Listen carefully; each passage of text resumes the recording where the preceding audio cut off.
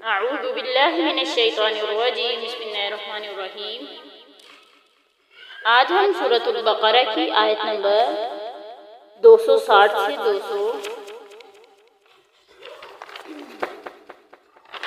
263 تک ہم جو ہے نا سبق پڑھیں گے۔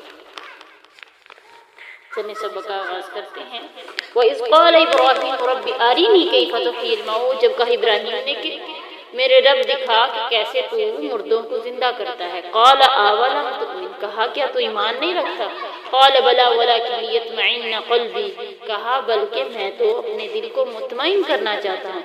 قَالَ فَخُذْ أَرْبَعَةً مِّنَ الطَّيْرِ، 4 پرندے پکڑ لے، فَصُرْهُنَّ إِلَيْكَ، ان کی پہچان رکھ، ثُمَّ اجْعَلْ عَلَىٰ كُلِّ جَبَلٍ مِّنْهُنَّ جُزْءًا، پھر ان میں سے سب کا پہاڑوں پر پھیلا دے، ثم ادعوهن يأتينك سعيا، پھر وہ تیرے پاس سارے دوڑتے ہوئے آئیں گے۔ وَاعْلَمْ أَنَّ اللَّهَ عَزِيزٌ حَكِيمٌ، جاننے کہ اللہ کی ذات غالب بھی ہے اور خوب حکمت والی بھی ہے۔ حضرت ابراہیم علیہ السلام اللہ کے برگزیدہ پیغمبر تھے۔ اللہ تعالیٰ کے فرشتے اور حکم ان کے پاس آتے رہتے تھے اور ان کو مردوں کے جی اٹھنے میں کوئی شک نہ تھا، لیکن آنکھ سے دیکھ لینا چاہا۔ انسانی عادت ہے کہ وہ علم کے بعد عینی مشاہدہ چاہتی ہے، چنانچہ حضرت ابراہیم نے علم الیقین کے بعد عین الیقین کا مرتبہ حاصل کرنے کی خواہش کا اظہار کیا، تو اللہ تعالیٰ نے کہا کہ تم 4 پرندے پکڑ لو، فَصُرْهُنَّ إِلَيْكَ، پھر ان کی پہچان کر لو، کہ ان کو اچھی طرح جانچ لو، یعنی ان کو اچھی طرح جان پہچان کر لو۔ یہ اس لیے فرمایا کہ تاکہ زندہ ہونے کے بعد وہ خوب پہچانے جا سکے۔ واقعہ وہی ہیں جو ذبح کر کے پہاڑ پر رکھے تھے۔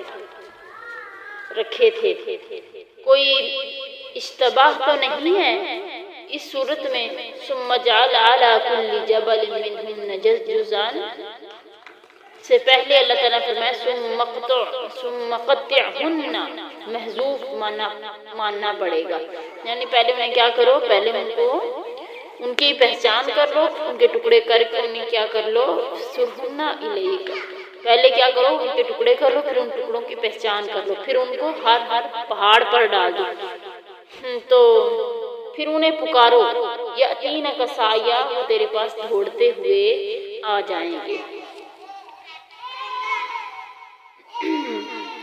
تو پھر 4 الگ الگ پہاڑوں پر رکھنے کا حکم دیا گیا، اور وہ 4 جو جانور تھے وہ کون تھے؟ ایک مرغ تھا، ایک مور تھا، ایک کوا تھا اور ایک کبوتر تھا۔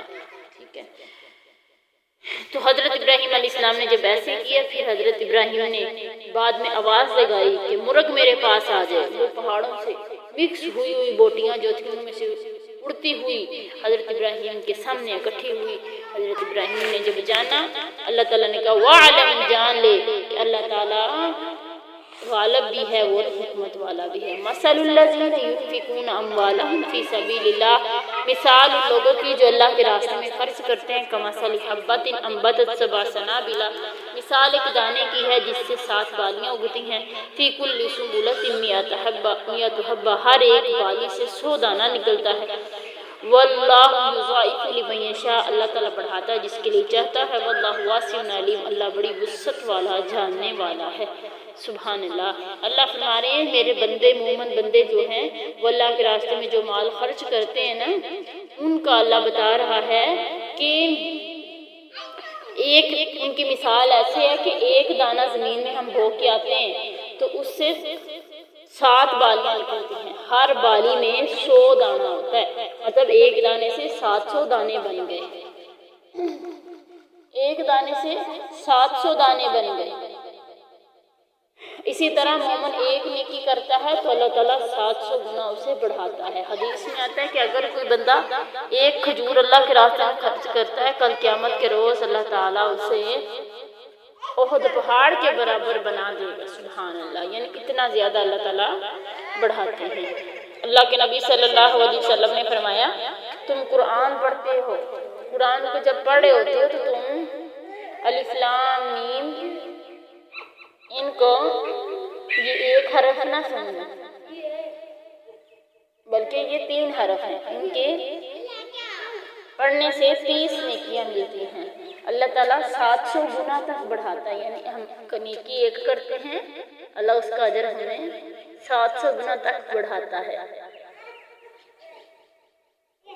اور یہ اجر ہمیں تب ملتا ہے ہماری نیتوں پر منحصر ہوتا ہے، جتنی ہماری نیت خالص ہوتی ہے اللہ ہمارے عمل کو اتنا زیادہ اپنی بارگاہ کے اندر قبول فرماتا ہے۔ اللہ فرما رہے ہیں الذین ینفقون اموالہم فی سبیل اللہ، جو لوگ مال کو خرچ کرتے اللہ کے راستے میں، ثم لا یتبعون، پھر نہیں پیچھے لگاتے، ما انفقوا منا ولا اذى، جو انہوں نے خرچ کیا نہ تو احسان جتلاتے ہیں نہ کسی کو تکلیف دیتے ہیں، لہم اجرہم عند ربہم، ان کا اجر ان کے رب کے پاس ہے، ولا خوف علیہم ولا هم يحزنون، نہ ان پر کوئی خوف ہوگا نہ وہ آخرت میں غمگین ہوں گے۔ یعنی یہ ثواب صرف ان لوگوں کو حاصل ہوگا جو رضائے الہی کے لیے خرچ کرتے ہیں اور خرچ کرنے کے بعد نہ کسی پر احسان جتلاتے ہیں، نہ زبان و عمل سے کسی کو تکلیف دیتے ہیں۔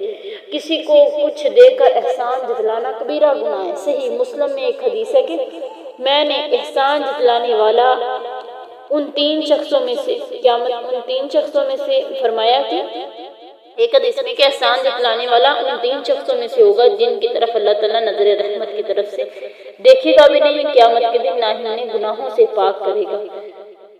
اللہ اکبر کبیرہ۔ اسی لیے احسان نہیں جتلانا چاہیے۔ آج ہم کیا کرتے ہیں، ہم کسی پہ تھوڑی سی نیکی کر لیتے ہیں، لڑائی ہوگی تو ہم کہتے ہیں ہاں میں نے تو تیری پہ یہ احسان کیا، تو نے میرے یہ احسان کا بدلہ دیا، تم تو یہ نیکی کرنے کے قابل ہی نہیں تھے، تو تیرے ساتھ تو یہ سلوک ہونا ہی نہیں چاہیے تھا۔ تو ڈرنا چاہیے ایسے کہتے وقت کہ اللہ کے نبی صلی اللہ علیہ وسلم کا تو بڑا سخت فرمان ہے۔ حدیث میں ہے کہ نبی صلی اللہ علیہ وسلم نے فرمایا اچھی بات صدقہ ہے، یہ بھی نیکی ہے کہ تم اپنے بھائی کے ساتھ خندہ پیشانی سے پیش آؤ، کہ صدقہ کسی کو اچھی بات بتا دینا، کسی کو معاف کر دینا، خندہ پیشانی سے پیش آنا، یہ کیا ہے، یہ بھی صدقہ ہے، یہ بھی نیکی ہے۔ اللہ بڑا غنی ہے، اللہ تعالیٰ تحمل والا ہے۔